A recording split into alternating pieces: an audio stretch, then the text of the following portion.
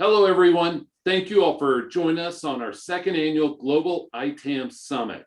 Have a great panel, and I want to introduce everyone, and then we'll get started. We have Rory Canavan, Harinder Bansal, Pam Fulmer, Pierce McDonald, Craig Garenti, Alexander Golev. Hopefully, I didn't go too fast on that. They each bring a different perspective, and so it's awesome. So Rory brings process for the ITAM topics. Harinder is IT procurement, so we haven't had that perspective on here before. So I look forward to hearing from you, Harinder. Pam brings a legal perspective, Pierce, IBM licensing, Craig, Oracle licensing, and Alexander, Microsoft licensing. So let's get started. Let's jump right in on this. Rory, and I'll kick this to you first, and then we'll ask everybody, but what are some of the top trends in your area? So with respect to processes, I think the way the trend is going is that obviously once you have competent processes, and that's the most important thing to stress before we talk about going further, is that concept of automation and looking at things like robotic process automation and seeing, rather than spending our lives in Excel, can we actually get products like Blue Prism, UiPath, Kofax, and others, I should say, just to be fair, see if we can build that integration between systems to stop us living in emails or living in spreadsheets or SharePoint, etc., to streamline the transfer of data between systems. I think that would be it in a nutshell, if that was okay for you.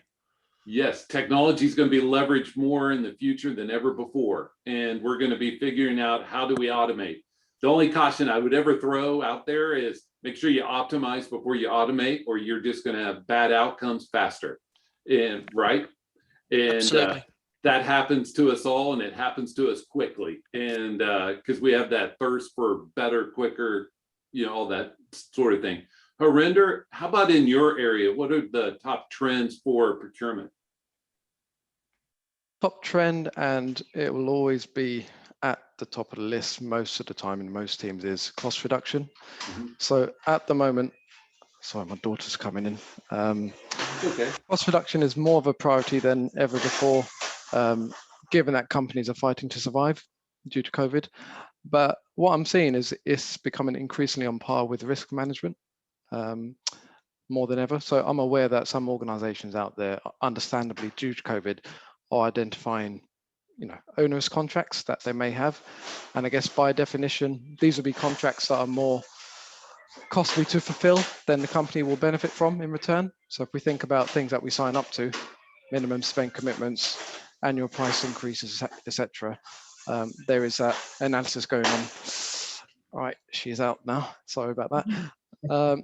And I guess from this, they'll be able to assess, what kind of contractual protections they may have to kind of exit those things, whether it's a force majeure clause and so on. Naturally, this is going to have a huge effect on the supply chain up and down the country, the world, if you like, as companies are fighting to survive. I think the next thing I'm seeing a lot of is there's an increasing demand for IT procurement teams to perform more vendor management type activity to manage some of the key IT vendors of this world. So instead of just doing a deal, securing the benefits, and then handing the keys over to someone else, we're asked to manage more of that in-life activity. And I guess by definition, vendor management is all about, as you all know, managing vendors to improve performance levels, maximize value for money, and work closely with IT to achieve a successful delivery on projects. We know that IT costs are rising, generally within budgets, and so it's increasingly under the spotlight at board level. IT costs are only going one way, for example, and so some of the things we're doing now is looking at index analysis, so market indices, to understand, should we be signing up to RPI, CPI, average weekly earnings, and I've actually done something recently with an internal economist to actually do some of that piece of work. So yeah, costs are under the spotlight even more. And finally, I'll stop talking in a second, is we're being asked to run a lot quicker. So instead of looking at the traditional RFP processes around 60-page document goes out, an RFP timeline is 4 weeks, we're looking at turning the process on its head now to be more agile and adopt agile sourcing methodologies, mainly because IT teams need procurement to run faster than they have before. So those are the key trends I'm seeing. Those are all huge for most, especially the cost. And when you talked about vendor, it seems like every IT department is bringing on more vendors to handle more of the activities, which then even increases that need for having that function. Yep, absolutely. Pam, how about in your legal area? So I think you're going to see more and more software vendors becoming aggressive, just as aggressive as the Oracles of the world. And I know we're going to talk about like litigation, potential trends and audit trends a little later. But I definitely foresee that, there are software vendors out there that are sitting back and they're thinking, wow, why aren't we being as aggressive? Because it's obviously a lucrative model for a lot of companies. So what I think you're going to see is more and more companies just fighting back. And so, I think that with regard to ITAM, you're going to see more and more companies getting really savvy and getting ITAM professionals in there before the audit hits. And I think that's a good thing. And companies need to be ready because, the litigation, the audits are coming. They are in the breakout session that Pam and I will have here released in a few weeks, delved into that. And I would encourage everyone to listen, just because we talked about some of the legal precedents and legal goings on about what in this area. Oracle, we'll get to Craig, is the one that is the lightning rod, but there is a lot of other there's a lot of other activity out there in terms of audit and legal activities. Pierce, how about in the IBM world? I guess sometimes a lot of it's the same old, and then of course there's a few variations. To Harinder's point about cost reduction, that is very much on the agenda, which means that first of all, senior management are pushing for cost reductions. They're just saying we need to take 10-20% of the cost out of the business across the board, and that's putting pressure, of course, on the IBM deals. What's happening there really is a couple of interesting things. First of all, you've got the enterprise, the audits are back. They took a break there in 2020, but they're most certainly back. And that's fine. That is, to be honest, anyone who's around in 2010, when we had the last big downturn, knows that this was where the whole vendor audit business was born from. When the pressure is on, the downturn in the economy, the vendors will turn to the audits to encourage deals. So no big change there. Interestingly, I see significantly increase in adoption of ISP, which is the IBM approved SAM partner program. And the reason being that, for one simple thing, it gives you audit protection, and organizations wish to take the uncertainty out of doing their deals, their ELAs. And IBM have done quite a clever thing here, really, by first of all, although the number of partners are relatively narrow, they've actually broadened the number of tools that can be used. And this is a significant change. Historically, IBM only supported or allowed you to have subcapacity licensing for Flexera and the Big Fix ILMT combination. Now it's opened up to Snow, Satiro, to ServiceNow, and there's an ever-increasing list of vendors who basically, if you manage, you can manage your IBM subcapacity licensing using those tools, but only if you're doing it within with the support of an ISP partner. So that I see as being definitely an incentive to take uncertainty out. Of course, then you can't get away from the new old breakup that's occurring. And what you'll see really happening there is already we're seeing the cloud press push, I guess, on cloud packs being the most obvious manifestation of that, and also in terms of just other services being offered around it. So I see that coming along as well.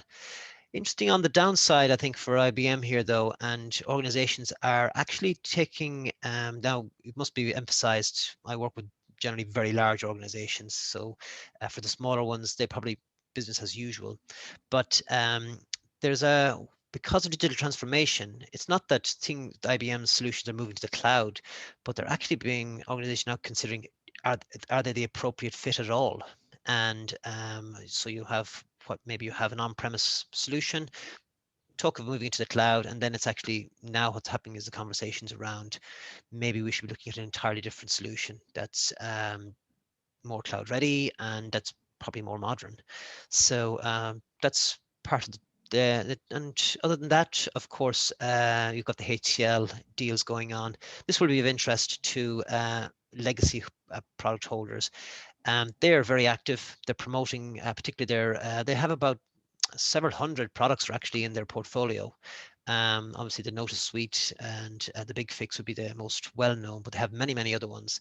And they are promoting those. They are providing features and extensions to those and adding new services. So expect if you have any of the HCL products that migrated across from IBM, you will be getting their attention. And it is worth looking at. They're putting some very interesting deals on the table. So there'll be some of the highlights. The funny part to me on this is IBM says, you can use more tools now that we sold the Big Fix, which is kind of, a year, 2 years, 3 years later, right? That's kind of an interesting, you don't know if they were savvy enough to do it at the beginning. Hey, this is our thought process, or it just evolved. To me, that's fairly interesting. It is, and let's be honest, subcapacity is the most important part of IBM licensing. And I don't believe that they will let, how would I say, these new tools be added into the fold without supervision, without having the assurance that the ISP partners are watching over it, because the money involved is just too large. It's many, many millions of dollars, and subcapacity licensing must be managed well. So I'd say right now it's under guidance but one to watch, and it's also where the big savings will be. I'm with you. How about you, Craig? What are some of the trends in the Oracle world? Well, we can look at this from the client's point of view, and we can look at it from Oracle's point of view. I think from a client's point of view, like Harinder mentioned, cost savings. We're seeing that every client wants to reduce their spend on Oracle. That's nothing new, but I think COVID has accelerated that this year. The other thing we're seeing from the client's point of view is obviously move to the cloud. But when I see it, it's more of they want the freedom to move to the cloud of their choice. So we see pretty much every client adopting a hybrid cloud environment. They're going to have some things on premise. They're going to have some things on AWS. They're going to have some things in Google. They're going to have some, they're just going to be everywhere. And some co-located in other facilities. And they want to be able to move those in and out. And it really depends on the sensitivity of the data and sort of the criticality to their business, how far outside of their walls they're willing to part with that. So cost savings and freedom to sort of do what they need to do for their business.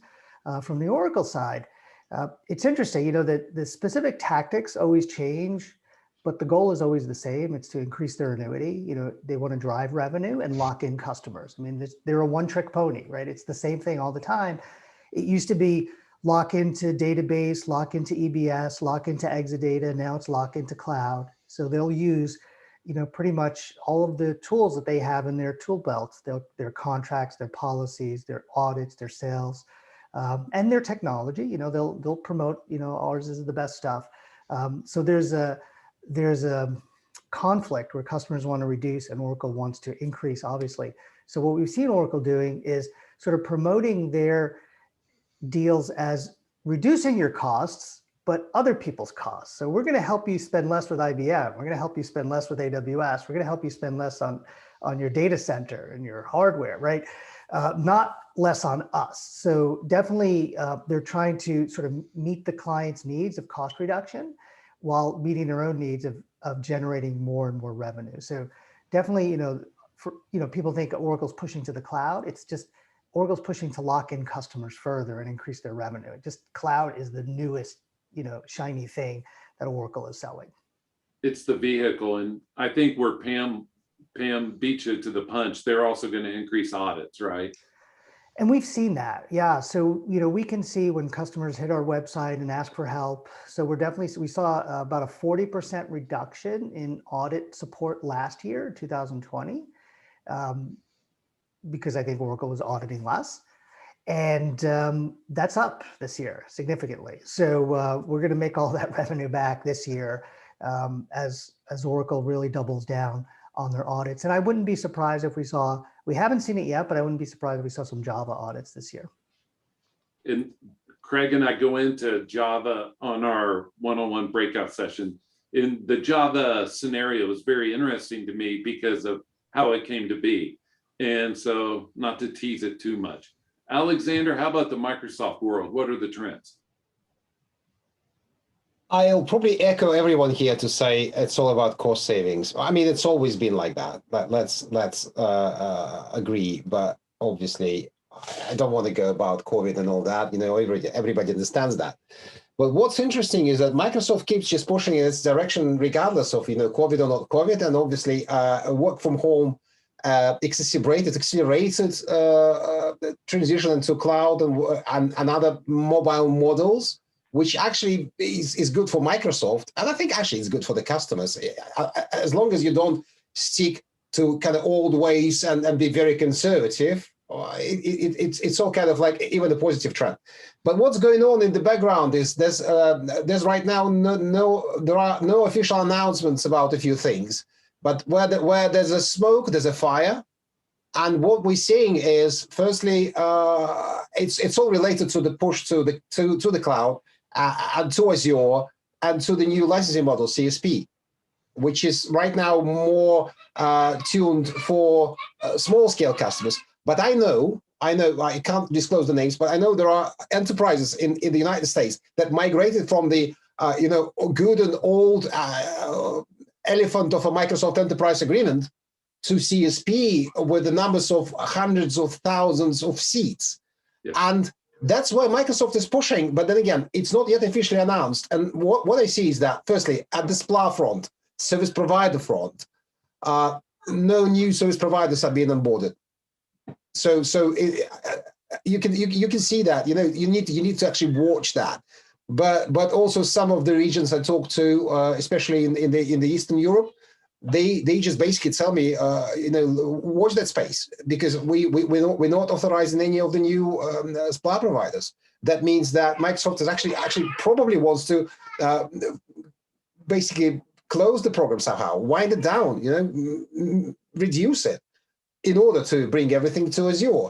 And I'm seeing that from the other side as well. So I speak to providers, and for instance, in some of the regions, Microsoft just came to Australia and New Zealand with data centers. They suddenly increased the activity of SPLA audits. And what Microsoft do? Microsoft are not that nasty. They don't always push the customer to actually pay the audit fees. They then can offer you commercial ways of fixing the issue of relationship. And what I think we've seen there is the result of those audits will be a discussion about how about you don't really pay us that money, but move your workloads, your customers' workloads to Azure, still being a SPLA provider, which is an interesting trend as well. The other thing that is pretty worrying, I mean, not worrying, I wouldn't say worrying, interesting to watch, is that Microsoft are reducing their software assurance maintenance benefits. So for those who are not licensing geeks, you buy a Microsoft license, and in most cases, when it's enterprise, you also have to buy some sort of maintenance. It's not compulsory. It's only compulsory in an enterprise agreement. But companies are used to buying Microsoft licenses with that maintenance, with software assurance. And what Microsoft packaged into that maintenance were not only just licensing rights, and a lot of licensing rights, but also some additional benefits like deployment vouchers, training vouchers, additional perks. They've just been removed. To me, that almost like paves a way to actually getting rid of the good old Microsoft enterprise agreement. That's what I think may happen. The enterprise agreement lobby inside Microsoft is incredibly strong. So that push has been done many times. I think I heard in 2012 that enterprise agreement is going to be replaced by MPSA. It didn't happen. Let's see, because some tectonic shifts are certainly going on inside Microsoft. Some holy cows are being touched. So we'll see. That's where the trend is, I think. And in regards to audits, you would have thought Microsoft would increase audit activity either through COVID period or now. I'm not seeing it. I'm hearing noises from various countries, single countries, that Microsoft audit there, but it's not as it used to be. It's not as it used to be. I think the only companies that need to worry about audits right now are those SPLA providers, exactly for that matter, because I think they will be pushed towards to move their workloads of their customers from their data centers into Azure and become just a service provider, just service provider, no data center, just services. That's what I think is going to happen. My opinion. I'm with you, especially, Microsoft doesn't need to audit very much if they move you to 365 from legacy. And now it's on the customer to worry about the efficiency of it. And they're going to push that all the way down. I mean, as you move that. All right, let's get into second question. And how do you expect your niche area to come out of the pandemic? I think every area is going to come out of this differently. And let's start with Craig. What do you think for Oracle side? Well, I think Oracle, like we've mentioned, is going to hit the gas pedal on audits. So I expect, for us, business to be good. I think that clients will be kept busy by Oracle. I think it's getting more complex for them to manage all of this, especially with one vendor. So, I don't see the kinder and gentler Oracle emerging from the pandemic. I don't, we want to make up for all of our past deeds. So I think they're just going to, they just announced earnings yesterday and they beat the streets yet again. It is a money-making machine. So until someone can displace them, they're just going to keep doing what they're doing, right? I remember when I started the company in 2011, people were saying, you're going to be around for about a year or two, because then cloud's going to change everything. It's going to make everything so easy. No one's going to need your services. I was like, okay. And they're still saying that. Just give it 2 more years and this is all going to be automated. So we expect, to be able to help more customers and them to need us, because the cost reduction emphasis is going to continue.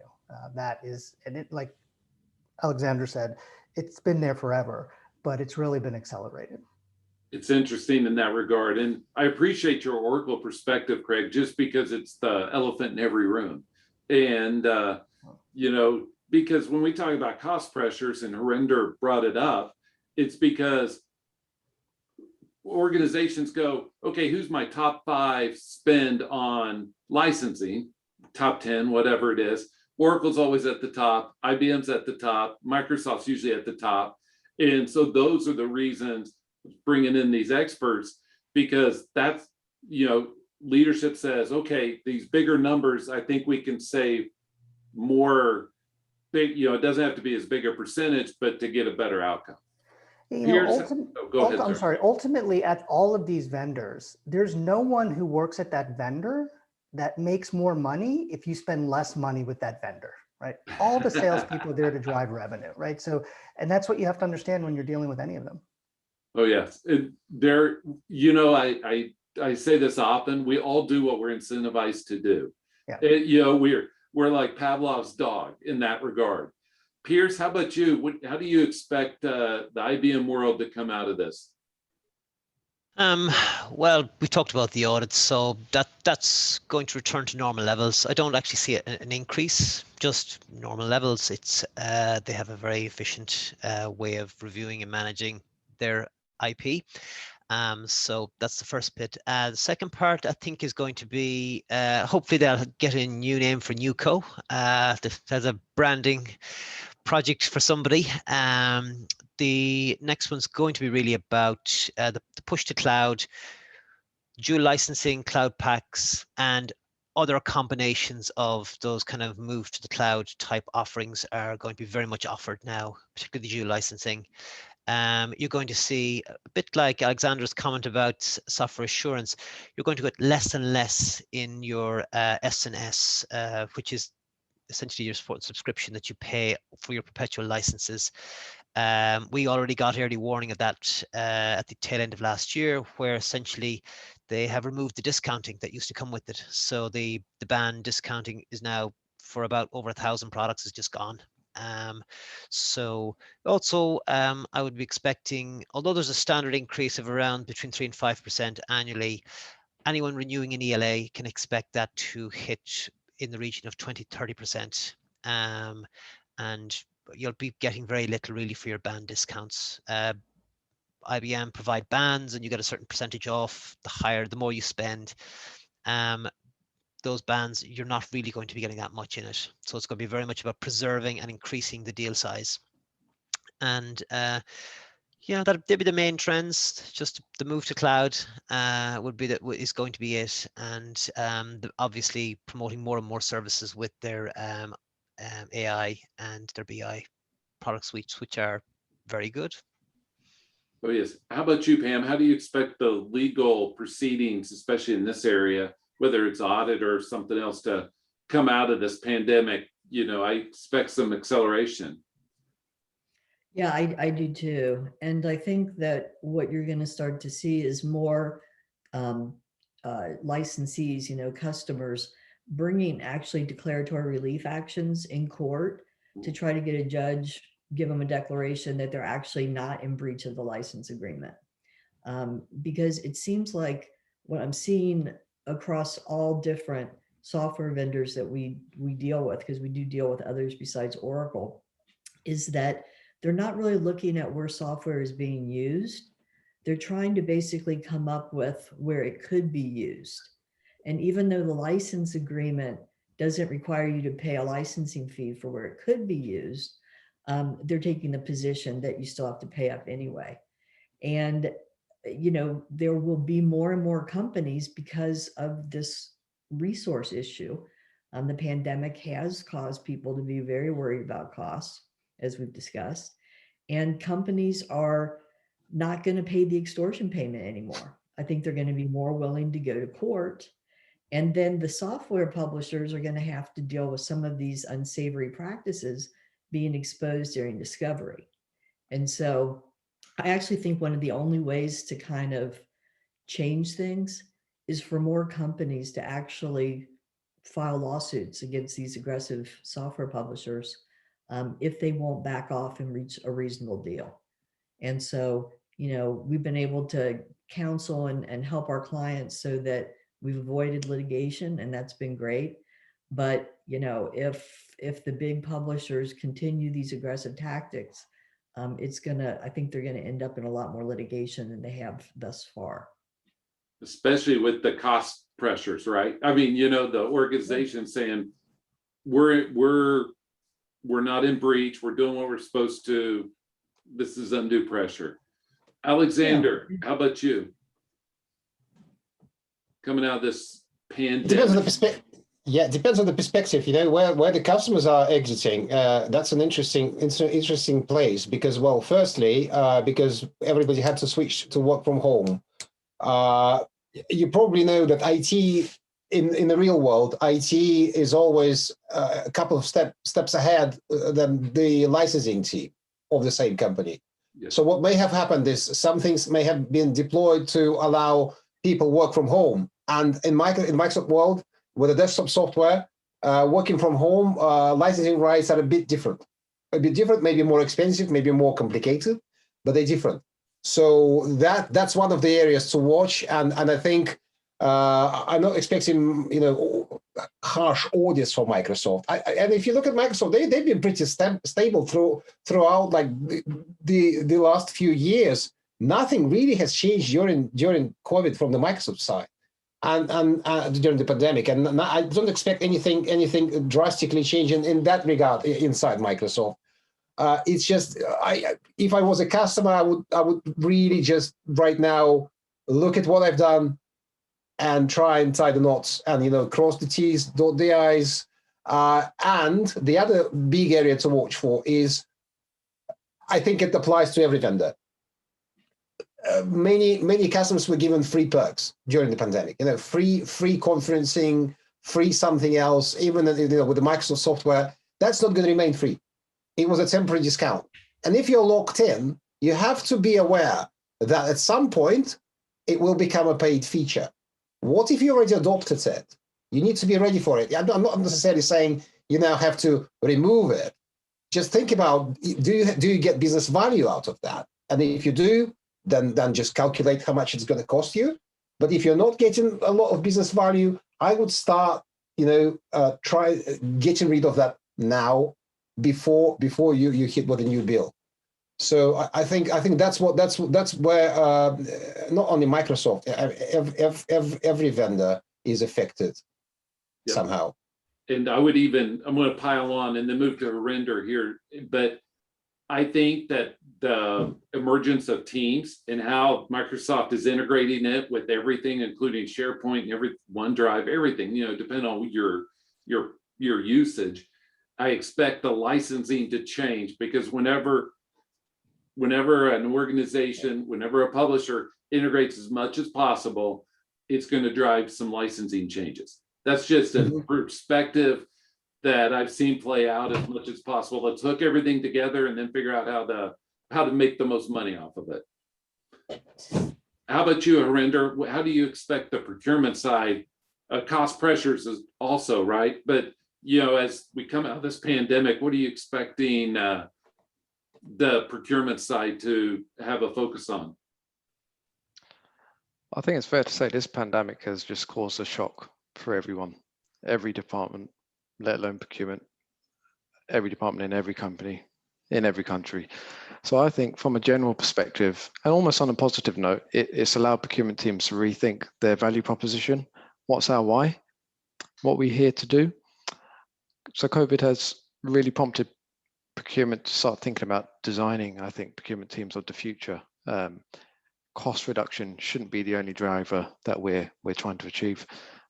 Reliability, innovation, how we tap into that from our supply base, risk management and inventory challenges and time to market. These should be considerations that should be our KPIs or our menu of services back to the business, and to support them on that journey.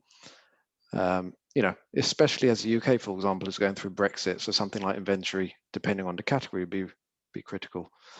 I think, secondly, thinking about ITAM, for example, given the rise, as you all know, with certain vendors now auditing clients more and more, I expect procurement and ITAM professionals to form strong internal partnerships more than ever going forwards.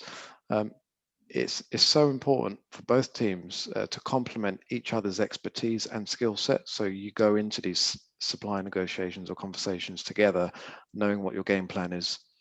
We can't have procurement potentially signing up to renewal when you haven't got half the kit on the premises anymore. For example, we need to know what we actually have versus what we contracted for in the past.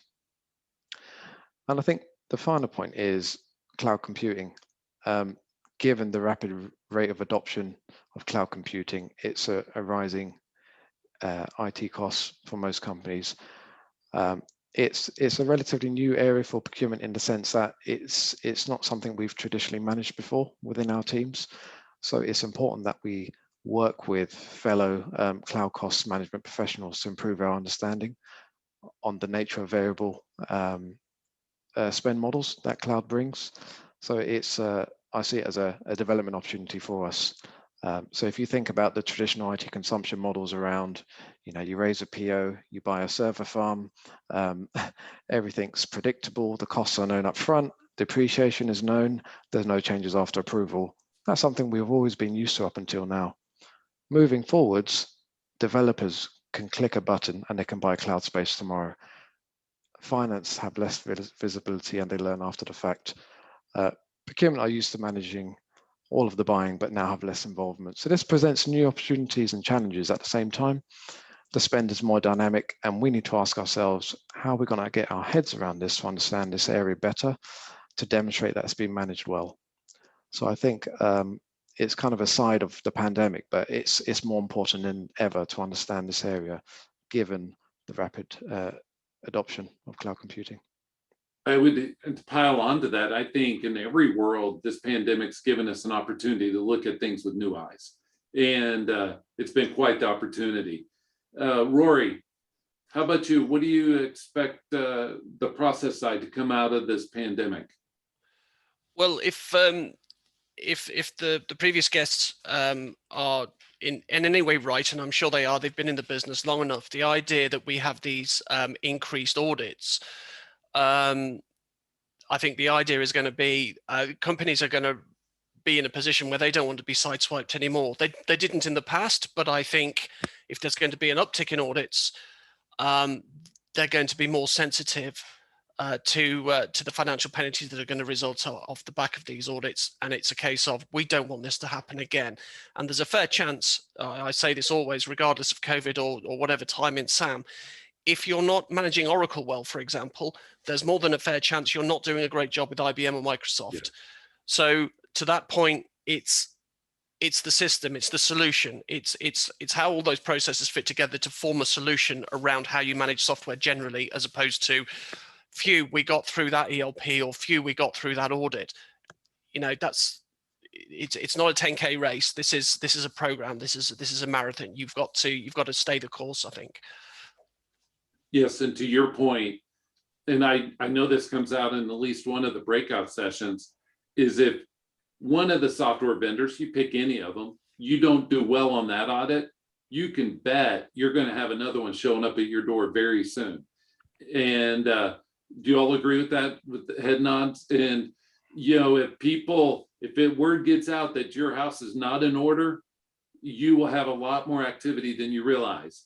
And if word gets out that you do have your ducks in a row, maybe audit activity isn't as extreme.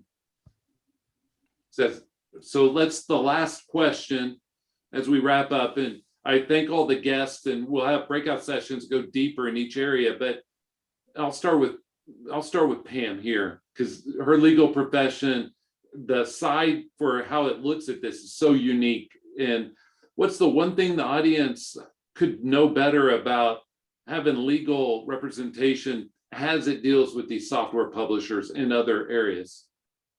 So I think that when people think about hiring lawyers, there's a concern that then it gets escalated within the vendor and then that things go off the rails. But actually, that's been the opposite of my experience. And so oftentimes the law department is actually more reasonable because they realize that there's risk involved, whereas the salesperson may be reluctant to give up a sale. But, you know, I think that we add value because we're able to advise our clients on how to communicate back to the software publisher in written communications, and we develop a record that if there is a dispute, shows that the customer was cooperative and was complying with the audit provision, but was not going to be, you know, just basically extorted into paying some huge payment that they didn't owe. So I think that, you know, we work with our experts to basically analyze those situations and provide advice that best sets up the client to exit the audit, you know, without a lot of damage. Obviously, if we're brought in at the beginning, then we can really shape how that transpires. But if we're just brought in when the, you know, shock number in the audit report, you know, hits the president's desk, you know, a lot of damage has already been done. So I would say that, you know, you definitely want to seek professional help, technical professionals as well as legal professionals when dealing with these publishers, because if you don't, I believe you are at a significant disadvantage. I agree, especially when there's millions of dollars at stake. Rory, I'll kick it back to you. So just remind me of the question again, Jeffrey, my apologies. What could the audience know better about about having process expertise? Okay, so I think the takeaway from the process side of life is just to think it's not enough to have a process. It's to make sure that that process is A, aligned to ITIL business goals wherever possible, and B, is generating key performance indicator data to demonstrate whether it's running well or not. Ultimately, you want to get Sam to a point where you're looking at those figures. You're not trying to solve Sam by reverse engineering the red or black figure at the bottom of an ELP. If you are, you've already lost, because the data that goes towards that ELP is shaped through the processes that manage the system. Garbage in, garbage out. Absolutely. Let's fix the inputs and the activities, and so it's all a process. And so I agree with you, because that's how it is in every other part of our life. And if the process doesn't change, the results won't either. How about you, Harinder? What could people learn or know more about the IT procurement side? Yeah, good question. I guess IT procurement's role is to work with the business to maximize value in its third-party contracts. The key is to work with the business in partnership. And from what I'm seeing out there, high-performing IT procurement teams work with the business to develop things like vendor-specific negotiation strategies. They're continually learning about different commercial models, including consumption models, to remain up to date with their knowledge. And so IT procurement are trying to position themselves as the in-house commercial advisors, if you like, for anything to do with supply negotiation, or how to approach something differently, or how to turn around poor performance. So it's really that positioning, really, and being that internal advisor. And scope is increasing rapidly as different kinds of technologies are brought on board. You bet. How about you, Craig? Well, I was struck by what Pam was saying about getting help earlier rather than later. I think that's true for what we do as well. We're often de-escalating situations after they've gone off the rails, before they get to the legal departments, let's say. But the vendors, what I would tell folks is vendors have crafted their technology and their contracts and their policies to fine-tuned to benefit the vendor. And most companies are simply overmatched if you're going for tat against a vendor on their agreements and their policies and what's not in their agreements. So you just need to get some help. You'll need less help earlier in the process, and you'll need more help later in the process, depending on sort of where your pain point of tolerance of pain is dealing with that vendor. So earlier the better. But the other part of it is it's never too late, right? Even when you get that final report from the vendor, it says final report. It's never final, right? It's never final until both parties agree that it's final. So it's never too early and it's never too late. Is that helpful? Very. To get help. Very. And the other piece to that is help in all kinds. Everybody on the panel adds ROI to the equation. And so it should be looked at as an investment. And I even think of like internal procurement, Harinder, is there because it provides an ROI, it provides value to the stakeholders. How about you, Pierce? How about with IBM? I guess the takeaway, a couple of points. First one would be you have an opportunity now with COVID here, and it's a chance for you to go back and look at the IBM renewals, particularly the SNS renewals that have been done annually. No one's ever looked at them really. They just rolled them over because they have been there forever. There is some significant savings there. The spend in IBM, particularly in SNS, is very often, $250,000, $500,000, maybe much more, depending on what you've got. There's an opportunity. If you want to find a saving, there's a nice big number hiding in there, be it on products that are not deployed, no longer used, no longer supported even, that you're just paying money for nothing for. That's the first big thing I would say. Go look, great opportunity. With regard to subcapacity licensing, there's an opportunity and a risk there. I would go and challenge the team who manage those, that ILMT, the tool that are used for measuring your usage, to really look closely at that. There's savings if they're configured correctly, very, very large savings again because of the licensing rules, just doing that well, but also to to Craig's point there, spot that problem early. If you find you are over deployed or have broken the rules or deployed it in a way that doesn't comply, you have time. So make sure you get that time. And the last piece is, if you are going to be entering an ELA, apart from take plenty of time to prepare for it, know that with a little bit of help, but even just that preparation, you can push back and significantly reduce those numbers. Although you'll be outgunned from the licensing side, you have more information on the deployment, and by being prepared and going in confidently, you can push those numbers down, and you don't have to just accept the figure that's presented to you. They'd be my takeaways. Yes, and to your point, it kind of goes into what Rory was saying, is if we are always understanding our license position, we are prepared for when the audit does come, and we understand, if we're over deployed, before they come and knock on the door, we can either buy more or, address it in a different way. Of course. And so it's always good to be ahead of it. Alexander, what should people need to know from the Microsoft point of view? I'd like to make it a bit contextual, because going back to what I said before, so really just look what you've done, look at what you've done, look at what you've changed, and start talking, surround yourself with SMEs. It doesn't necessarily always have to be paid. I mean, we all would like to be paid for our services, but some service could be you could get almost for free from your licensing resellers, LSPs.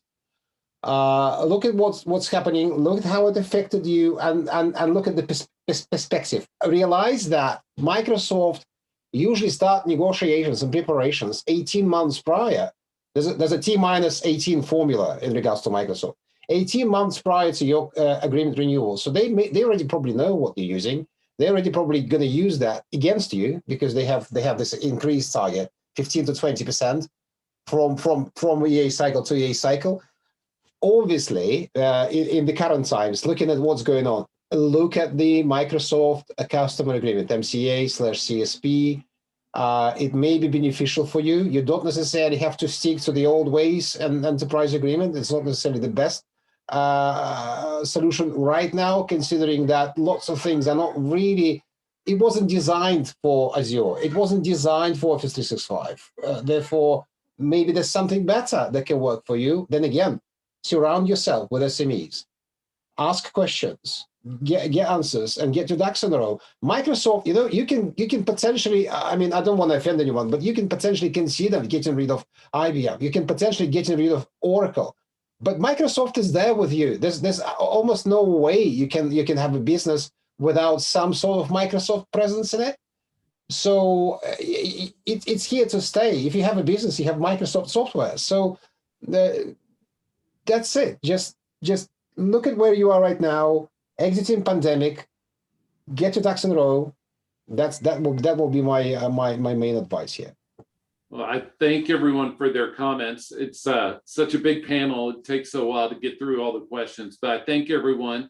And I thank our audience for participating, and look for the one-on-one breakout sessions with this panel in the coming weeks, as we'll release one a week. I hope everyone has a great day, and I do thank you all for sharing your expertise. Bye all. Thanks, everyone. Thanks.